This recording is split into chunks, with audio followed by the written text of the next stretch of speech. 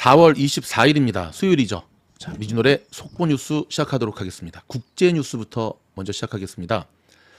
하마스가 인질의 영상을 공개했네요. 특별히 가자 지구에 억류 중인 미국계 인질 영상을 공개했습니다.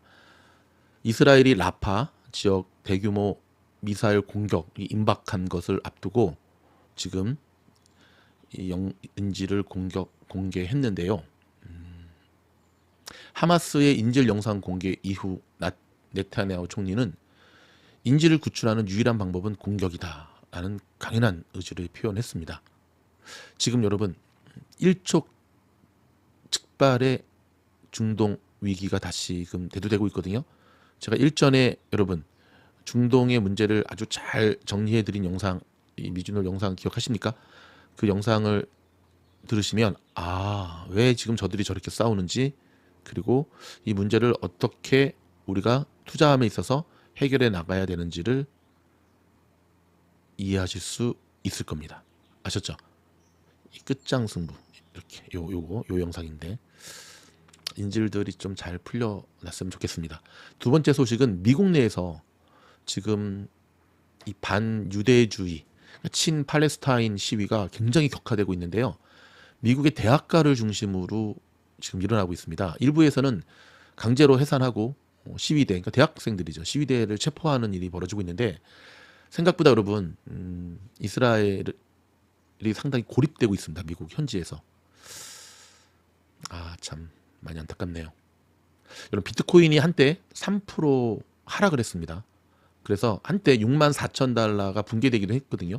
지금은 64,150을 가르치고 있는데요. 자, 여기서 여러분 저희 미주노래에서 분가한 코인 채널 여기 딱 누르시면 나오는 이틀 만에 71명이나 구독자 생겼어. 감사합니다.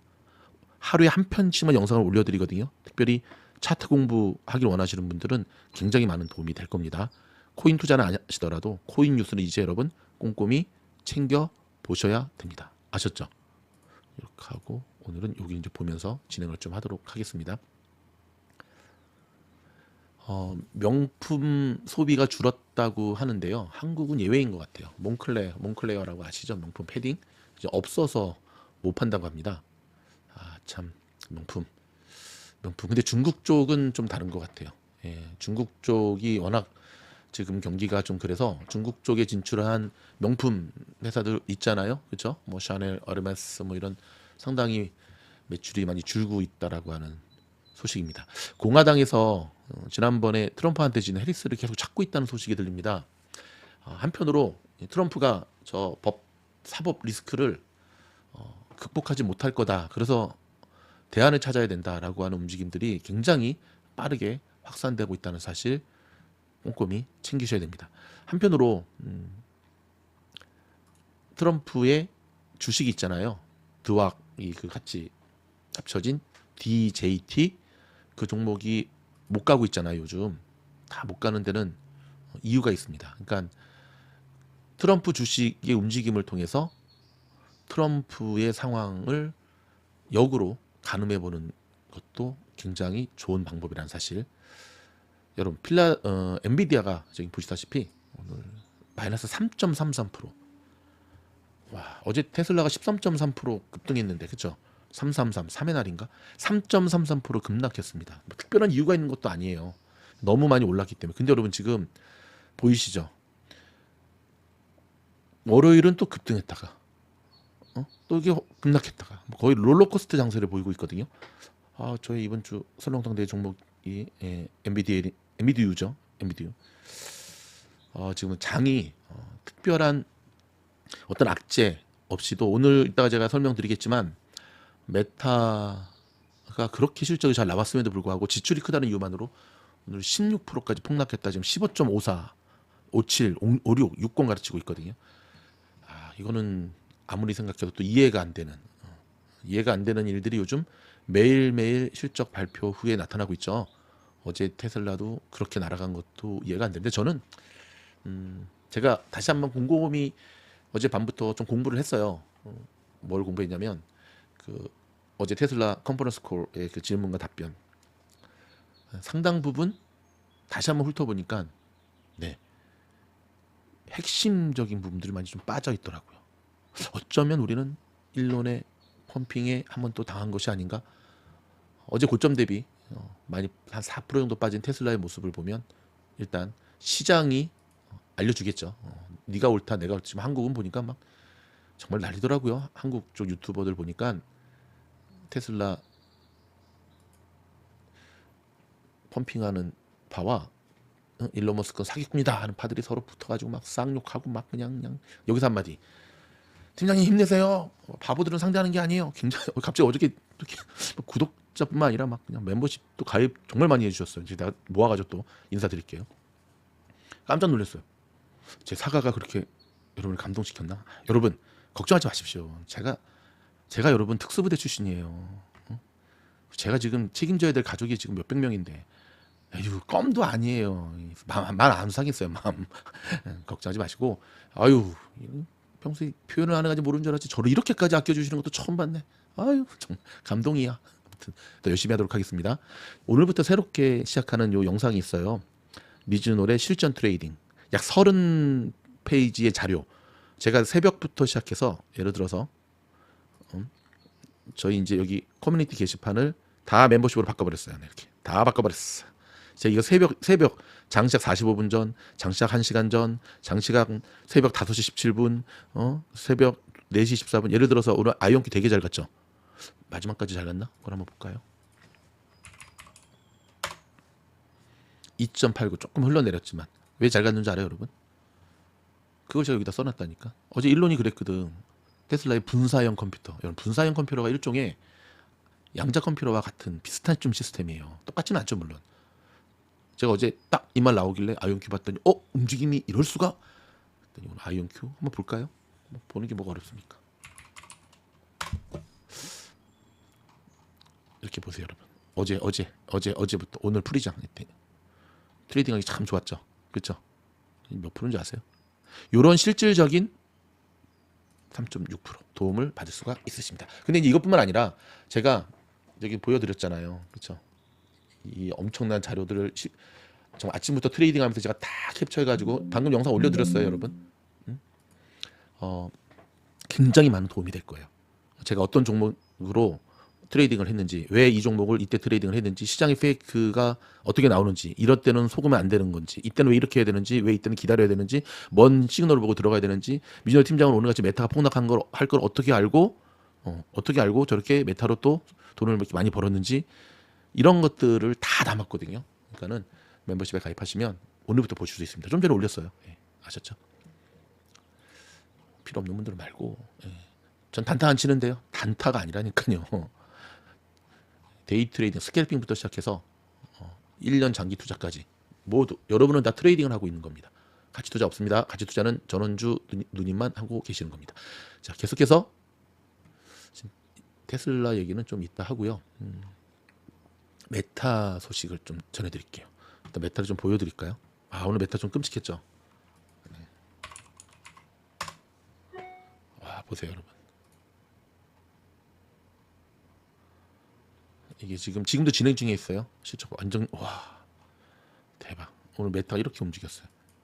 참 움직임이 좋았었는데 그쵸. 이거 1시간 너무 시끄름하고 한 5분 이거를 5분 봉으로만 봐도 와. 그러니까 장중에 좀 메타가 많이 빠진 거는 그냥 시장이 별로 안 좋아서 그랬다 쳐도 와 대박이죠.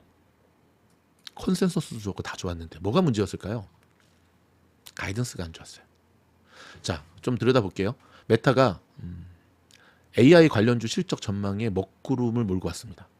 자, 메타는 오늘 실적 발표를 했잖아요. 일단 17% 폭락했다가 지금 뉴스를 전해드리는 중에 15.70%까지 조금 올라오고 있는데요. 덕분에 엔비디아, AMD, 마이크롬, 암 다 내렸습니다. 일단 공개한 실적 되게 좋았어요. 전년 동기 대비 27% 급증한 286억 5천만 달러. 21년 이후 3년 만에 가장 가파른 매출 성장세를 보였고요. 순이익은 2배 이상 급증해 123억 7천만 달러를 기록했습니다. 특히 메타의 비용 절감 노력이 빛을 발했습니다. 마케팅 비용이 1년 사이 16% 급감했습니다. 그러니까 절약한 거예요. 급감이 아니라. 기억나세요 여러분? 그때 애플하고 막 싸웠던 거 기억나시죠? 메타하고. 근데 이제 애플이 갑질해가지고 메타가 그냥 깽깽깽깽깽 했잖아요. 근데 결론적으로는 비용을 절감시키는. 근데 문제는 이제 2분기 전망이었습니다. 2분기 매출이 365억에서 390억 달러 사이가 될 것으로 예상했는데 중간값이 나왔어요. 377억 5천 달러 기준으로 전년 동기 비율 매출 성장이 18%로 위축된다는 뜻이거든요, 이게. 또한 애널들의 전망치는 383억 달러에도 못 미치는. 그러니까 애널들이 되게 전망치를 낮췄는데도 거기에도 못 미치는. 특별히 시간 외 거래에서 메타의 주가 폭락을 가중시킨 것은 리얼리티 랩스의 대규모 손실이었습니다. 마크 저커버거가 모든 비용을 줄였지만 여전히 적자를 내고 있는 메타버스 부분에 돈을 쏟아붓는 것은 멈추지 않았거든요. 메타버스 부분인 리얼리티 랩스는 1분기 영업 손실이 38억 5천만 달러로 사상 최대를 기록했습니다. 다만 매출은 1년 전 3억 3,900만 달러에서 이번에는 4억 4천만 달러로 약 30% 급증했는데요. 그럼에도 불구하고 메타의 총 매출에서 차지하는 비용은 1% 안팎에 불과합니다. 자, 리얼리티 랩스 영업 손실은 애널들이 우려했던 43억 1천만 달러보다는 적었지만 대규모 적자를 냈다는 점에서 시장의 우려를 자아냈죠. 자, 리얼리티 랩스는 메타가 이 부분의 실적을 따로 발표하기 시작한 2020년 이후 450억 달러가 넘는 누적 적자를 기록했는데요. 메타는 그럼에도 불구하고 여기에 대한 투자를 현재는 멈출 수가 없죠. 이름도 페이스북에서 메타로 바뀌었는데. 저는 오늘 이 메타의 실적 어닝 미스를 딱 보면서 갑자기 그 2년 전에 메타가 생각이 났어요. 끝물을 추락했던 2022년 기억나시죠?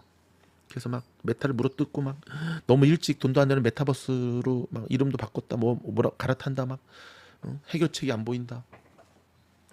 그때 메타 느낌이 오늘 그대로. 아니 이게 여러분 17%나 빠질 일이야? 그러니까 이거는 리얼리티 랩스의 문제라기보다는 그동안 AI라고 하는 테마군에 끼어 있는 거품이 지금 지난번에는 슈마컴 SMCI에서 나타났고 이번에는 이게 지금 메타에서 나타난 거예요. 리스크 관리 하셔야 됩니다. 잔악계나 리스크 관리 말귀를 알아들으시고 리스크 관리 하세요. 리스크 관리 하라니까요. 아셨죠? 좀 충격이었습니다. 설마 여러분 중에 또 메타 미리 사두신 분 안 계시겠죠? 에이 설마. 근데 그래서 아무 말도 안 했는데 어저께 메타에 대해서는 또 말귀 못 알아듣는 분들 뭐라 그럴까봐 해달라고요. 그래도 알았습니다. 멤버십 영상에서 하겠습니다. 오픈 AI와 모더나가 신약 개발에 AI를 활용하기 위해 손을 잡았습니다. 자, 모더나가 여러분 이 오픈 AI가 이 신약 개발 쪽에도 굉장히 그 팔란티어가 여러분 그 신약 쪽 바이오 쪽 그 기업들하고 파트너십 잡는 이유 아시겠죠? 이게 상당히 여러분 전망이 있습니다. 일단 모더나하고 잡았다고 하니까 여러분들 꼭 꼼꼼히 챙기시기 바랍니다. 아셨죠? TSMC 소식 좀 전해드릴게요. 세계 최대 파운드리 업체인 대만 TSMC가 2026년 하반기부터 1.6 나노 공정을 통해 반도체 생산에 나설 것이라고 24일 밝혔습니다. 오늘 밝혔네요. 자, TSMC의 공동 운영 책임자는 이날 캘리포니아 산타클라라에서 열린 기술 컨퍼런스에서 새로운 칩 제조 기술인 A16이 2020년 하반기 생산에 들어간다고 발표를 했습니다. A16 기술은 1.6 나노 공정을 의미합니다.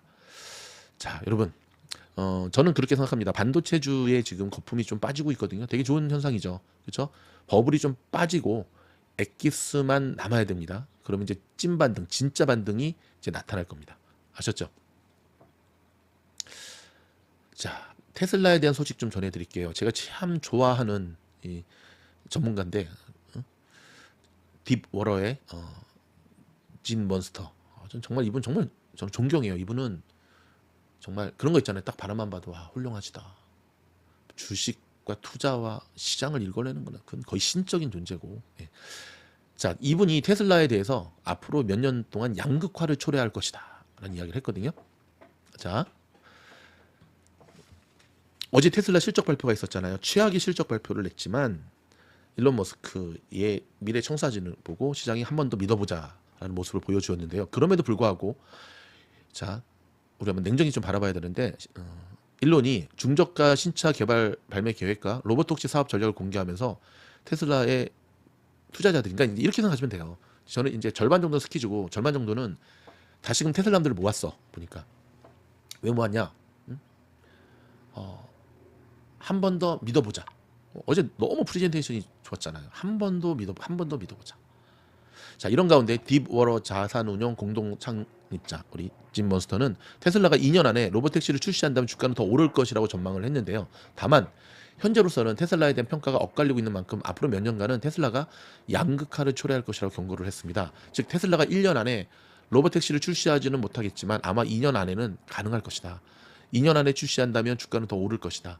전기화와 자율주행이 미래라고 생각한다면 테슬라가 단연코 그것을 기회로 삼기 가장 좋은 위치에 있다. 하지만 미래가 10년에서 20년 뒤라고 생각한다면 테슬라 주식은 아무것도 하지 않을 것이다. 따라서 테슬라는 앞으로 몇 년간 양극화를 초래하는 기업이자 주식이 될 것이다. 자, 무슨 말이냐면 일단은 시장이 지금 일론이 한 말 믿어줬잖아요. 자, 그 다음이 이제 8월 8일이에요. 얼마 안 남았죠? 5, 6, 7, 8, 3개 한 100일 정도 남았는데 자, 100일 후에 저는 어제 문득 일론의 말을 들으면서 8월 8일 할 말을 너무 다 하는 거 아닌가? 자, 8월 8일 날 만약에 어저께 했던 거를 재탕을 한다. 큰일 납니다. 그리고 내년 정도에 로보택시를 만들 수 있을 것 같다 얘기를 했잖아요. 근데 사이버 트럭처럼 몇 년 연기한다. 테슬라 투자자들은 이제는 더 이상 그렇게 기다려주지 않을 겁니다. 일론 듣고 있니? 꼭 들어. 여러분 스노우플레이크 아시죠? 팔란티어처럼 빅데이터 분석 기업인데요. 정확하게 말하면 이제 데이터 클라우드 기업이죠. 워런 버핏이 투자했고 한국에도 진출했습니다. 자, 이 스노우플레이크가 자체적으로 거대 언어 모델을 개발했습니다. 이름이 ARTIC, ARCITIC, ARCTIC 을 공개했는데요. 자, 오늘 스노우플레이크는 홈페이지를 통해 ARTIC을 공개하고 자세한 성능을 공개했습니다. 자, 매개 변수가 170억 개로 전문가 혼합 방식으로 만들어졌는데 스노우플레이크에 따르면 학습에 약 3개월, 1000개의 GPU로 $200만 밖에 비용이 들지 않았다고 합니다. 특히 엔터프라이즈에 초점을 맞춰서 데이터베이스 코드 생성에 특화되었다고 하네요. 자, 아틱은 오픈소스인 아파치 2.0 라이센스로 제공하면서 연구 및 상업적 용도로는 무료로 사용할 수가 있습니다. 고객이 엔터프라이즈급 제품을 구축하고 AI의 잠재력과 가치를 실제로 실현하기 시작할 수 있는 기반이 될 것이다 라면서 앞으로 생성형 AI 세계에서 첫 번째이자 큰 발걸음을 내딛었다고 설명을 했습니다. 자, 스노우플레이크는 경쟁사인 데이터브릭스가 공개한 오픈소스 LLM인 DBRX는 물론 메타가 최근 공개한 라마3보다 일부 성능 면에서 아틱이 더 뛰어나다고 강조를 했고요. 특히 저비용 구조이기 때문에 학습과 추론에서 최고의 효율성을 갖고 있다고 설명을 했습니다. 한번 볼까요? 오늘 주가 어떻게 움직였나? 스노. 와, 저 공개를 미리 알고 있었던 것 같아요. 그쵸? 1시간 봉 차트를 한번 보면 와, 이때부터 4월 20일부터 바닥 찍고 공개 일정을 공개를 했나? 와, 굉장히 좋은 차트 모습을 보여줬네요. 오늘 애프터에서는 근데 좀 많이 밀렸죠. 그래도 계속 3일 동안 연속 상승의 모습을 보여줬네요. 자, 스노우플레이크. 자, 여러분 저 거대 언어 모델 LLM 요거 주목해야 됩니다.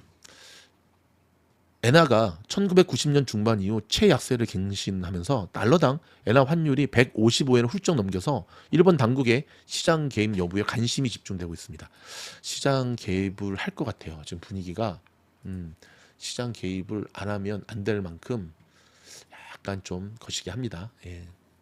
자, 미국 검찰이 세계 최대 가상자산 거래소인 바이낸스의 창업자 자오 창펑에게 징역 3년을 구형했습니다. 이거에 대한 자세한 것은 미코놀 영상에서 다뤄드리도록 하겠습니다.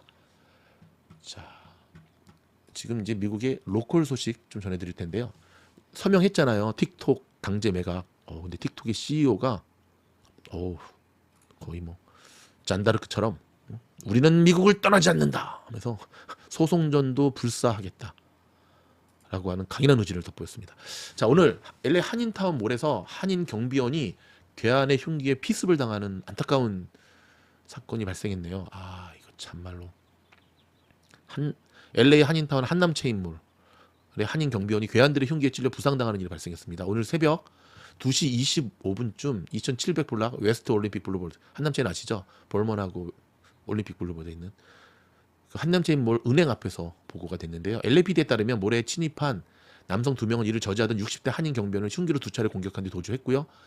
이 경비원은 심각한 부상을 입고 병원으로 이송됐고 생명에 지장은 없는 것으로 알려졌습니다. 아, 참 다행이네요.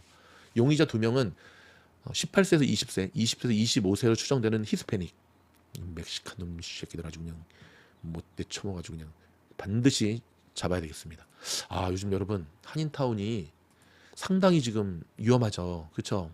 지금 한인타운이 뭐 도둑질은 뭐 집 털리는 건 예사고, 아무튼 한인타운에서 저희 방송 들으시는 분들 정말 특별히 조심 또 조심하시기 바랍니다. 아셨죠?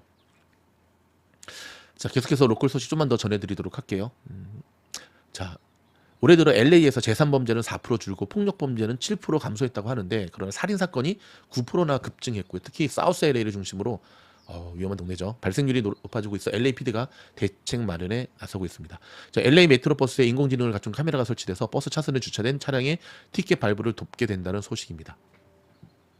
LA 카운티의 직원 300명 이상의 소매업체와 식료품점에서 내년 7월부터 LA시와 마찬가지로 반드시 2주 전에 근무 일정을 알려주고 일주일에 최소 10시간의 근무 시간을 배당해야 됩니다. 진작했어야죠. 근데 우리 사장님들 되게 힘드시겠다 앞으로. 그렇죠? LA 카운티가 4년마다 직할구역 내 아파트 정기점검을 의무화하는 프로그램을 최종 채택을 했는데요. 세입자들은 위반 사항을 시정하지 않은 집주인에게 렌트비 인하를 요구할 수 있게 됩니다. 자, 연방노동부는 초과 근무 수당을 지급해야 하는 연봉 상한을 오늘 7월 1일부터 현 35,568에서 44,888불로 올린다고 했습니다. 틱톡이 미국 내 이용자만 1억 7천만 명에 이르고요. 인플루언서와 개인 사업자 등 틱톡으로 먹고 사는 이들 정말 많거든요. 이게 또 선거에 어떻게 영향이 차지할지, 낙태 문제와 함께.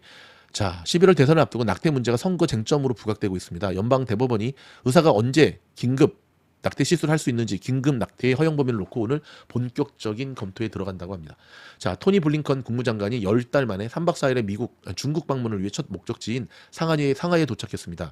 블링컨 국무장관은 중국 방문을 마친 뒤에 사우디를 방문하고 이스라엘 방문도 검토하고 있습니다. 조류독감에 감염된 젖소가 잇따르면서 일부 저온살균 우유 샘플에서 조류독감 바이러스 양성 반응이 나타났습니다. 그러나 FDA는 위험을 줄 수 있는 실질적인 바이러스는 아니라고 밝혔습니다. 그래도 조심해야죠. 네. 그냥 비싼 저게 이제 파스텔 우유 같은 거거든요. 그만 먹고 팔팔 끓인 거 먹도록 하겠습니다. 가짜 보톡스로 인해 시력이 저하되고 말뚝까지 이상해지는 등의 심각한 부작용을 연방 당국이 경고했습니다. 소비자들과 의료 기관들은 극히 위험한 모조 보톡스 사용을 언금하라고 촉구했습니다. 여러분, 특히 그 야매로 맞는 그 보톡스 잘못했다가는 큰일 납니다. 저희가 준비한 뉴스는 여기까지입니다. 그러면 다음 영상에 또 찾아뵙겠습니다. 고맙습니다.